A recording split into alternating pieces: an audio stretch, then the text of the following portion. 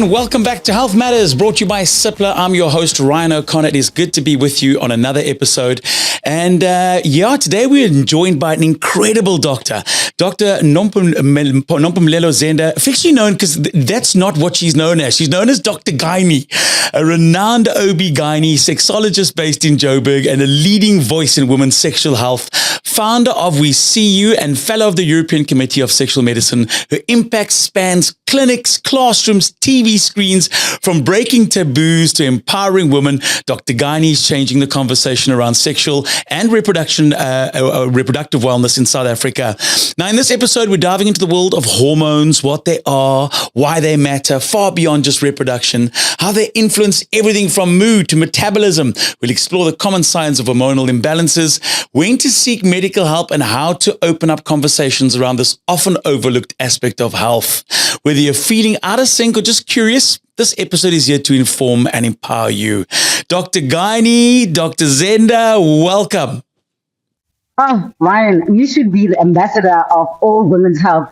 You sound so excited and enthusiastic. Thank you for having me. This is absolutely fantastic. I love it. So what are hormones and why they're so important beyond just reproduction? So hormones are think of them as like messengers. We call them neurotransmitters. They are sort of like the messengers that literally run around our body. They may be released from our brains, released from glands, like for example, the thyroid, our adrenals, our ovaries when it comes to the 6 hormones. And when we talk about hormones in regards to reproductive health or women's health, particularly we are talking about 6 hormones. So you do get the ones that are released from the brain, which then stimulate the ones that are in your ovaries, which then are the things that maintain our reproductive cycle and make sure that we're having a period, kind of regulate when we are pregnant, kind of regulate when we're also going into the latter phase of our reproductive life, which is the perimenopause, and into the final stage, which is the menopause. What are some of the most common signs of a hormonal imbalance? Right. So we kind of throw around this word hormonal imbalance. And I think it's so important, especially when we're talking to women, to understand that we have a very cyclical nature in any case when it comes to our hormones. So there's no such a thing as a balanced hormone, so to speak, because they are constantly fluctuating. When you're looking at the transition from childhood into puberty, there is the sudden surge of all our 6 hormones. I'm going to speak specifically from, for example, the estrogen, the progesterone, the testosterone, and so forth. Those are generally our superpower hormones. Now, in that transition, they are quite high. They surge. You're going from a phase where you didn't have any of these, or they were at such low amounts. So this fluctuation may feel like an imbalance. A woman, for example, who has just fallen pregnant, that first trimester, because of the surge in the progesterone and the estrogen, may feel like it's an imbalance, but it's still part of a normal physiological change. When you go into perimenopause, into menopause, for example, they suddenly drop your testo, your progesterone, your estrogen in particular. They drop significantly, and the symptoms that we feel like we are in an imbalance. So that's why it's important to understand the normal first, and then when we then talk about what is out of the normal, what is a real imbalance, and this it's an array of things. When you look at puberty, for example, irregular period may be a sign of an imbalance of the hormones, or just sort of like a natural phasing into womanhood and adulthood, or into your reproductive phase. When it comes to reproductive phase, for example, underlying conditions like polycystic ovarian syndrome, that may cause a shift in our hormones. And as I've already mentioned, particularly when you start looking at the perimenopause, things like reduced fertility, when you're into your menopause, then you start having symptoms like hot flashes, genitourinary symptoms, low libido. So your body is constantly transitioning into different phases, and it may not necessarily be an abnormal imbalance, but I think we'll touch on a bit more when things actually are not going right. Listen, this is so fascinating for me, Doc, and I'll tell you why, because I've got 2 young girls aged 9 and 10. And what's an eye-opener as a dad to daughters is that, in the back of my mind, you think about some of the life changes they go through. And you mentioned puberty, right? And automatically the human brain says, teenager. It says 13 is when I should be concerned, or when I should start taking a cognizance of my daughter going through changes. And yet in her age group, at the age of 10, there are young women in her class, or young girls in her class, going already through to the next step of these hormonal changes, going through puberty at the ages of 9 and 10. And it's a common occurrence. And I think as parents, we've got to be in tune with our kids into what they're going through, what they're experiencing. I'm very thankful that obviously in my house, it's a very open conversation. So when she starts doing things like developing hairs on parts of her body, she's very open in going, Dad, you won't believe this. Mom, you won't believe what my body's doing. My body's sprouting hair in places that are, and it's so wonderful. But I'm noticing in particular her attitude at change in terms of how her body is evolving in this next phase of her growing up. And I think as a parent, it's very, very, very important to pick up from a young age the changes our kids go through, specifically around those massive fluctuations in what their hormones are doing.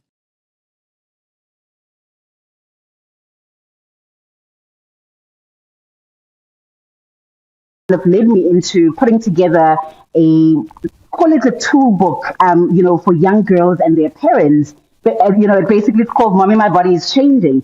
And part of it was because of understanding that it can be a difficult conversation. And sometimes we leave it too late as parents. And I often encourage parents, have conversations with your kids about hot dogs, about hockey, about everything, so that when they start to have things change, their bodies change, it's a natural progression. And also, you mentioned something really important. We often think, they will have their periods at 13. So what we are seeing, you're 100% right. We're seeing teenage, or rather preteens having their periods a little bit younger. But even before they get their period, very often the period is not the first sign of puberty. That hormonal orchestra starts probably 2-3 years prior. And they may actually start developing, sprouting breast first before they even get their period. They may start developing the hair, as you're saying, and then as they get the growth spurts as well. It's so comforting, reassuring for girls when mom and dad looks at them and says, my darling, this is perfectly normal. You are gorgeous. You are beautiful. Embrace it. And if there's anything I can do to make this journey a little bit lighter, I'm here. We can talk about anything. And anything I don't understand, we will learn together. I love that. I absolutely love that. Doc, when should someone be concerned about their symptoms and seek medical advice? Right. So, again, because it's such a broad topic, I want to say in puberty, parents are often very reluctant to take, their teens to see a gynae. First of all, nothing needs to be wrong for you to go see a gynae. You get your teen, and even yourself as an adult woman, or even in your menopause, you get yourself acquainted to going and having conversations about your body and you're changing things in your reproductive phase. That's the first one. But the second one is you get things like, for example, especially with teens, where it's important vaccines. So things like HPV vaccines are really important. Some parents are pro-vaccination, some parents are not, but at least get the information. The other one that becomes quite important is that their periods may be very irregular around this time. And irregular may mean they are too heavy, they're coming more than once a month, or they are having gaps, cycles of longer than 35. So at any point when these things change, that's a good time to go and see a gynae. So I want to be very cautious and say nothing needs to be wrong. There are basic screenings that allow for you to understand your normal, but also to understand when things have changed.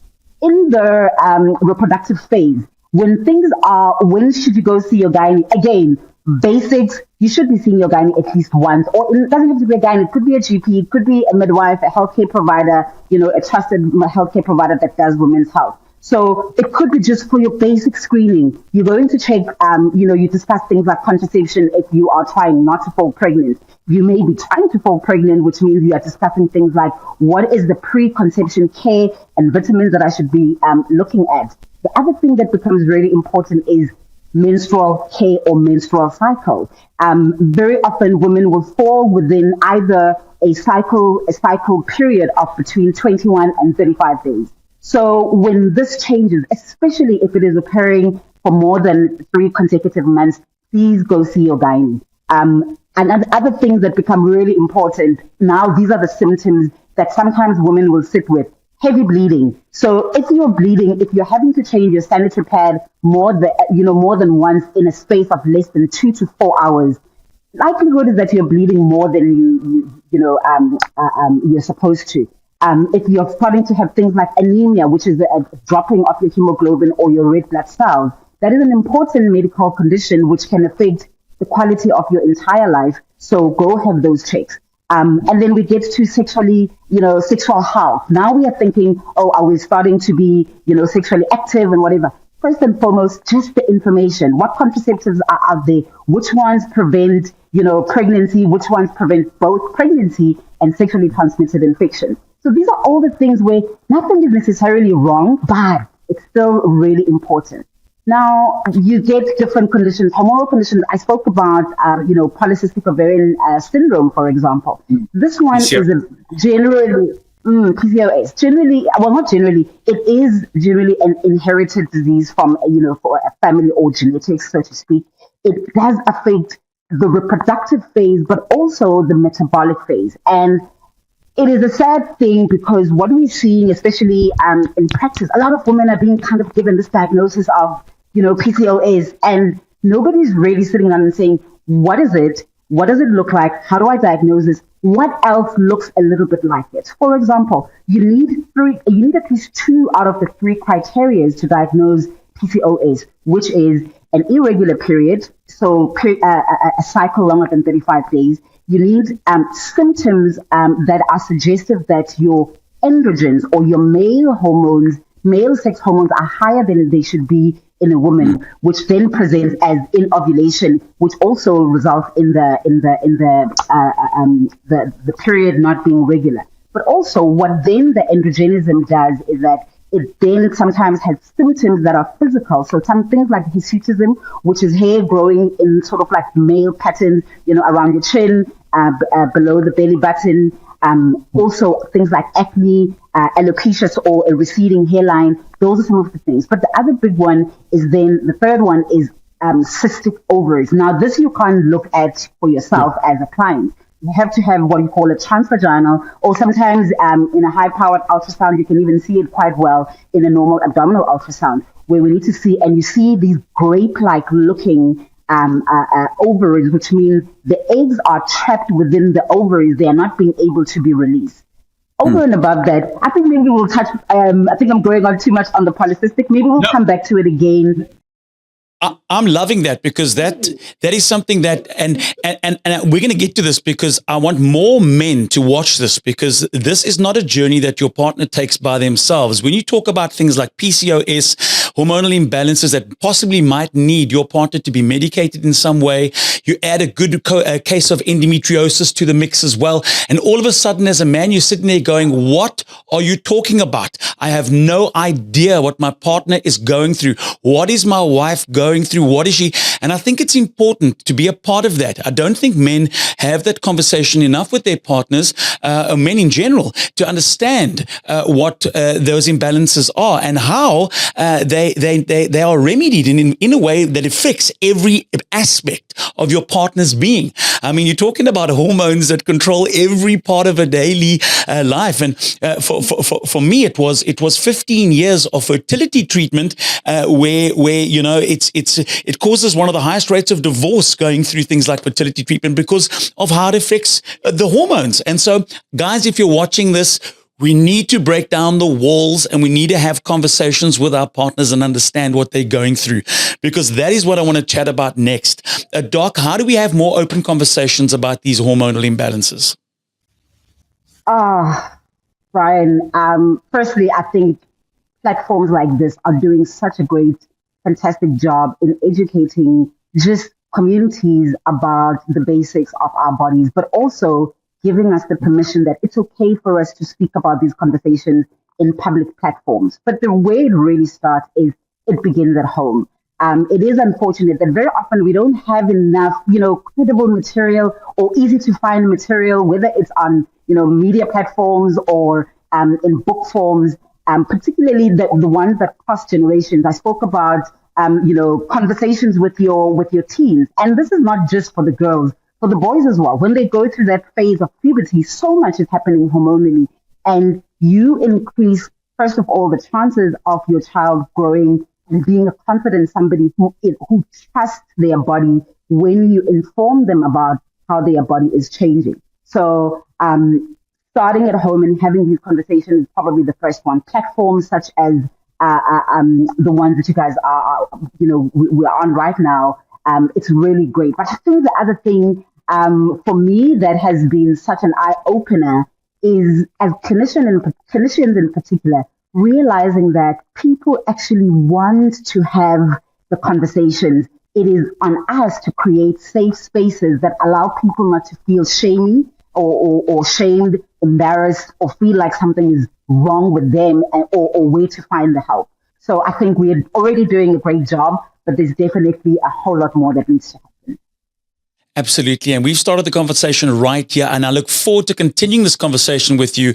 Doc, there's so much more that we can chat about in the subject, and there's so much more people need to know about it.